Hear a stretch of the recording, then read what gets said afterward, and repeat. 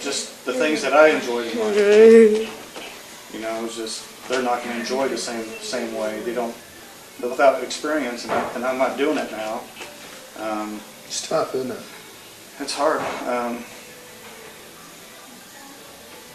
You know, and I got them into a baseball league last year for the kids. Challenger. Yep. And Gosh, I threw baseballs at Astrid for an incredible amount of time. Worst experience in my life. Why? I got them brand new gloves, matching the baseball pants and shirt, and they said when I was starting, the first day it was going to be hectic. I kind of knew that would be starting at this time, so I got there 30 minutes early. People started coming in. I still haven't started by 6:45. Next thing I know, Astrid's on the mound, throwing her gloves, screaming. Oh, I don't know who she was talking to, but she was screaming. I don't know what kind of language it was, just screaming, kicking dirt. The next thing, Ethan was in the dugout. He takes off because of her. I'm like, well, she's in a fence. Who do I go after now? I go get him, and then he sees a Dr. Pepper on the stands. He wants that, and he can't have it. And I finally got Astrid. So you took him home, huh? Yeah. And it was, you know, and Astrid took off all the way to the van by herself, and I'm trying to get Ethan just to walk. And I remember. I remember the day we had worked. First time I threw Astrid, we were using a hardball. First time I threw Astrid, we had a good glove, and first time I threw the ball to her, it hit right in the head, popped right down. But then after that, she figured out within 2 or 3 throws, and we played catch.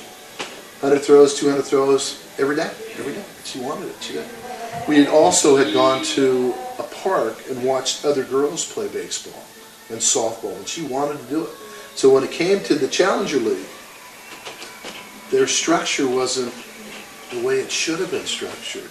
It was chaos. yeah, And Astrid needs structure, and she has to understand the dynamics of the structure, or she's not able to function within that. Where are all the kids at? You told me I was going to play ball at this time, and where are they at? I don't feel safe here. I'm going to do all these things, and she does what they do. She had no doubt. That was one of the biggest meltdowns, and I was more worried about her getting hit by a car because she was just trucking through the parking lot. She was there at the van, and you know, I did what I knew what to do to calm them down, is McDonald's fries. So hey, great stuff. They had this meltdown and gave them the most favorite thing they got. So I remember I only had the first time I met Astrid, she was being held down and being restrained because of her friends. They wouldn't allow her to have the friends, and she wanted them, and she was being held down by the supervisor, 24 years old. She was scared to death. Astrid's going berserk, and she didn't know what to do. Astrid's real strong. She was real good. And I remember I only had one incident where she had a meltdown in the 6 months we worked together, and I caused it because I needed to know to 100% certain that behaviors. And we did it in the most obvious place. We did it at a Disney store. Remember, I bought and dug, and right. So over the course of a couple of weeks, I had shown her how to behave. Go in a store, find something that you like, and bring it to the counter, and I'd buy it for her. So she had a learned behavior, a learned pattern of what was expected of her, and I wanted her to have a behavior, and I needed to know 100% certainty, and I know it was going to happen because she did everything that I showed her to do, and she wasn't able to get what was promised to her. In this case, I think it was Doug or something. And she starts off slowly in the escalation. Before long, she's eloping around the Disney store, and man, there are people all over this place, and she's going crazy. And finally, not enough. She still didn't get it, and she just blew. And I'm standing there, just watching it, not saying a word to her. She finally, 30 minutes later, the police are there. People are going nuts, and Astrid finally just stops, gets up, and just says, "No Doug." Yeah, no Doug. For me to change a behavior, I need to know that a behavior is going to occur to 100% certainty.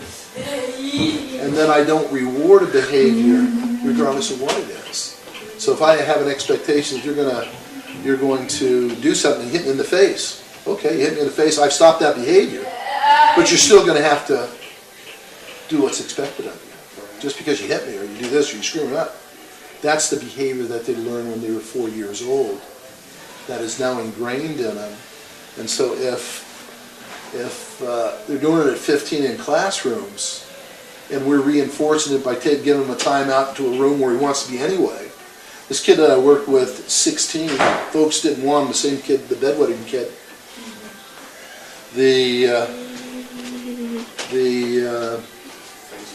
Trip over that tripod.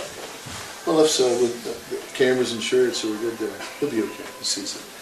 Well, this kid, they were at the Wits End, they had asked me after he had gotten back from Blackfoot South to stop by. He was there for 8 weeks in Blackfoot. Folks had had enough. He was not of that family. He was the offspring of mom who had him because she got pregnant when she was younger.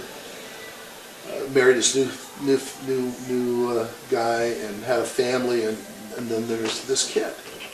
And he's an Asperger kid. He is, everything he does is about trying to get some sort of response to make sure that they just recognize him, that he's a part of this.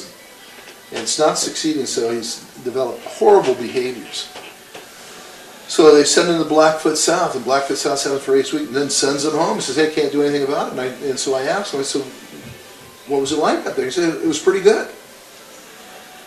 Again, he's in a mental institution to change his behavior. And I said, well, I said, why? He says, well, I got to read all the books I wanted. And he liked Star Trek books or Star Wars books, so he had all those books. He got to read them all day long. He got to work on a computer whenever he wanted to. And if things were going right and he had a behavior, they left him alone. The perfect time out. So he's there 8 weeks. And gosh, he's having a great time. So they ended up sending him home saying, well, we can't do anything for him. Why not? Because he's getting everything, every need that he's having met, and he doesn't have to do anything for it. So now we're seeing Ethan elope around here. He's not getting any attention.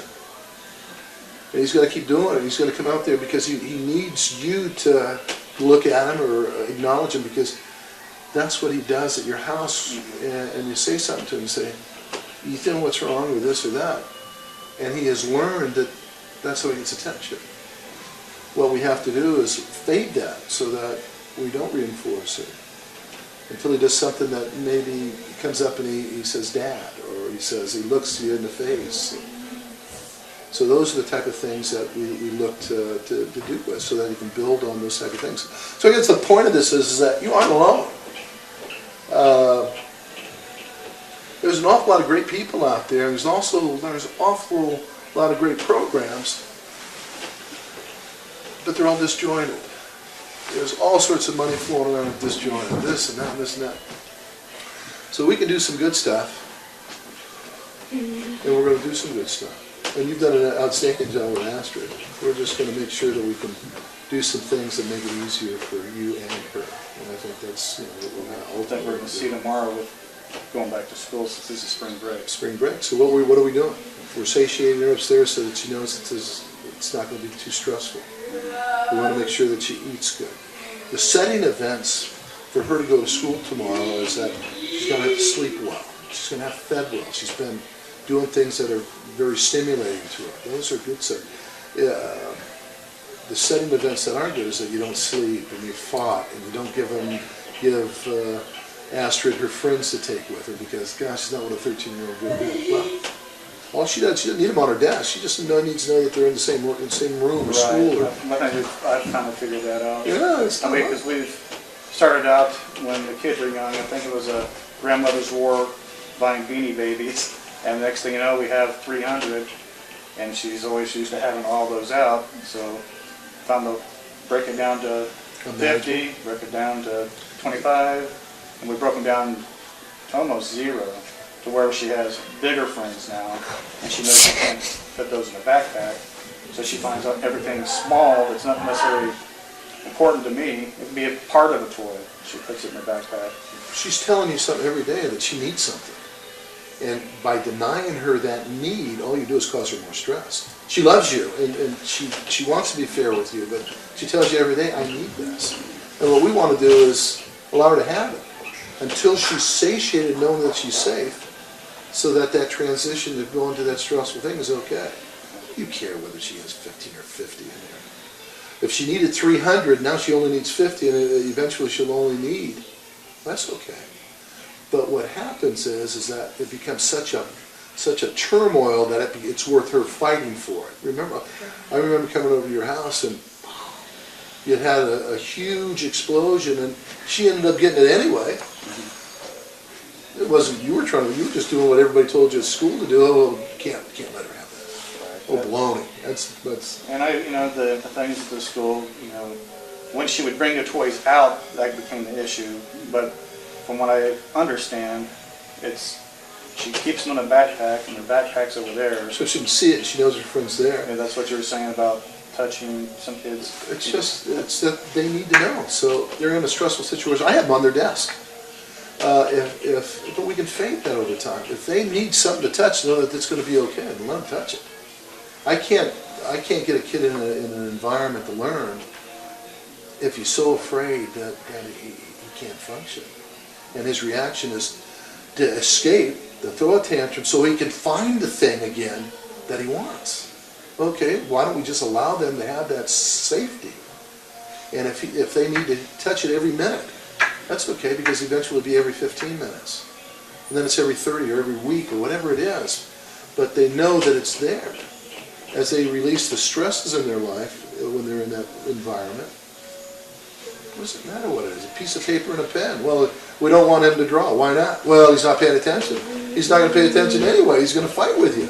Right. Why don't you work within the confines? If he needs to draw for 15 minutes so you can get 15 minutes of work out of him, why don't you let him do that?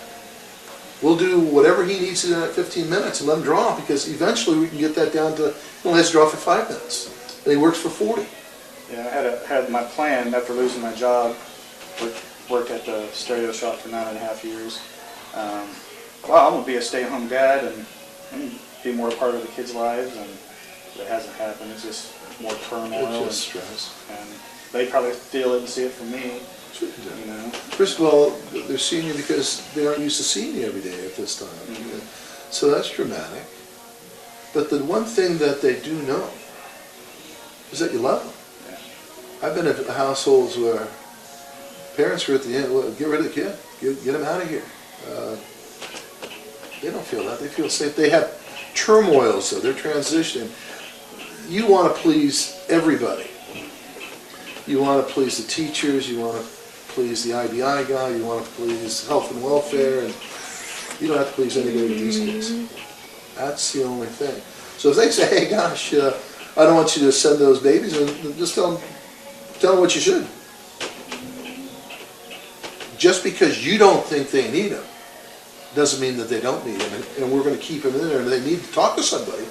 Call me, because we'll raise such a ruckus about it that they'll be embarrassed.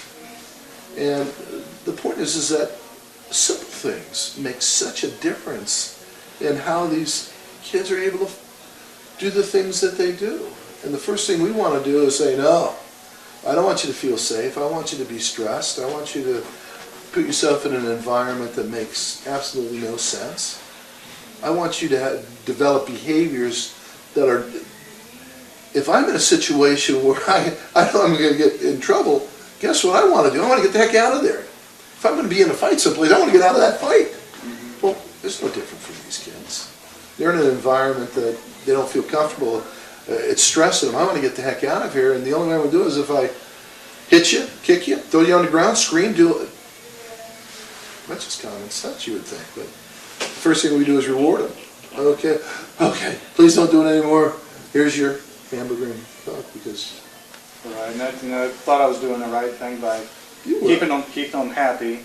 That's not what but not teaching them. No. Like I was saying, something that I enjoyed was baseball. There's things that I want to teach them, but it's that heartbroken feeling that you can't. Yeah. don't know how to reach them. What they should be doing is paying, and one of the thoughts with, that we wanted to address with Medicaid wasn't putting people like me on the paycheck, or developmental therapists, or putting the parent on. Gosh, you have to pay for babysitting, you have to do all the things that you do, and you have no experience or time. We've got all these parents out there with experience. Okay, I've got 2 kids with autism. This should be your job. Let us teach you how to deal with it. Why don't, instead of sending the money to a DDA where $9 goes to a kid 18 to watch them, and the other $19 goes to the DDA, why don't we just give you 20 bucks an hour for an 8-hour day and learn how to take care of your kids? And then why don't you teach somebody else how to do it? Right, and that's my biggest fear, being a single parent. When I'm gone, Who's going to take care of them? Charlie Weiss of Notre Dame put together Hannah and Friends, a really nice concept. Charlie Weiss has a daughter that's autistic. They're concerned about what's going to happen when they die. So they've built funded some places. That's all good and well, but there's 3 million people. How many people are they going to do it with? Mm-hmm. They just have a good idea. Jenny McCarthy, same situation. Gosh, we can cure these kids if we can get all the heavy metals out of them. And great, if that's all it takes. Let's get a program to fund whatever it takes to get that done. Let's get them all cured. But it just doesn't work that way. Yeah. It's, I don't know. It's mind-boggling. They want to probably just build prisons or homes for the kids, shut these kids out and put them in a home. That's what they do. And that's... You never see a wonderful thing. I use city buses for therapy. I have some kids that they just love it. The autistic characteristics that they show are almost non-existent in this environment because they're interacting. They still have a lot of echolalia, but they get a lot of reinforcement from people. Well, we were up on Fairview. A kid that I work with has Fragile X. Fragile X. And bus stops. Guy gets in, and I have this kid that I'm working with. And he sits down and he said, "Are you his dad?" And I said, "No, I'm his therapist." And he says, I am a special needs man. I have Asperger's syndrome." And we started talking. And it wasn't a conversation that was fluid, but we were having a conversation of what was appropriate to the environment. He was down to watch a hockey game. He had taken a bus down from Seattle to watch a hockey game from his team up in Seattle. He's about 35, and he said, and I was kind of concerned about him. I said, "Do you have any money?" He said, "A little bit of money." And I said, "How are you getting around?" He said, "Well, I'm taking a bus." And I said, "The bus is ending at 6 o'clock. And it's 5:30. He says, "Well, I wanted some coffee." Well, we found a coffee, and I said, "Well, the bus driver was hearing this." He says, "I'm going to be back around here at this time, and we're going to do that. We're going to stop by, and we're going to get you some coffee." And the guy said, "Thank you very much," got up, left. So I talked to the bus driver the next day. He said, "Yeah, he was standing right there." But what we did was we told him what he needed to know to be able to do it. But we never see adult people with autism or Asperger's, or I have no idea where they're at. But they're somewhere. And they are mostly in jail or in prison because they didn't learn how to handle their behaviors. And they hit somebody or were manipulated or got into drugs or, well, that's just a lost generation. And I bet it's a lot cheaper to train somebody like you who's a parent and pay them an appropriate wage who loves their child, and have somebody like me to show you how to do that, than it is to pay $100,000 to have someone incarcerated. That's right. Yeah. Costs $230,000 a year or over a lifetime to raise a child who has no problems with autism. I read, I think today, that it takes $3.2 million to take care of a kid with autism. Well, gosh, I don't know anybody. Well, I know a couple of guys with that kind of money, but they aren't giving it out, and they aren't putting out any loans. So, if that's the case, why don't we use the facilities that we have, me, to train you and pay you, the parent, less dollar costs, less overhead.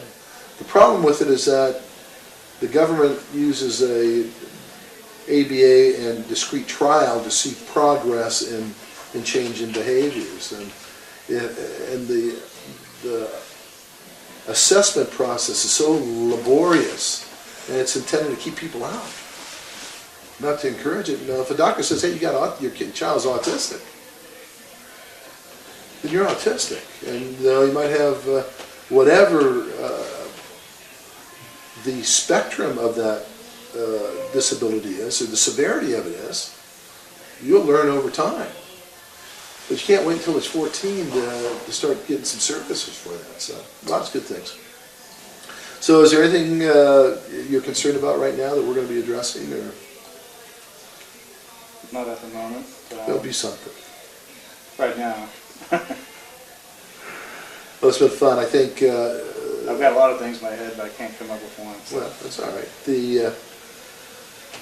The TV series. What do you think about the idea of showing?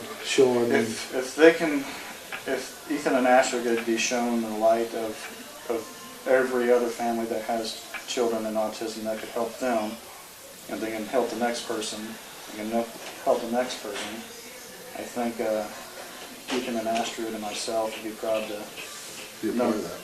To be a part of something that's special. I agree. These kids are, and adults and everyone out there has been helping us, you, even Affinity, for what it's worth, teachers. You know, I'm proud to be a part of that. And I want to give back to society too, in the same reason. So, like, pay it forward, basically. That's all this says. Lay it forward. Pay it forward. I was embarrassed because it wasn't important enough, or it wasn't this enough, or gosh, somebody else was going to take the lead and I didn't have to worry about it. Well, that's not true.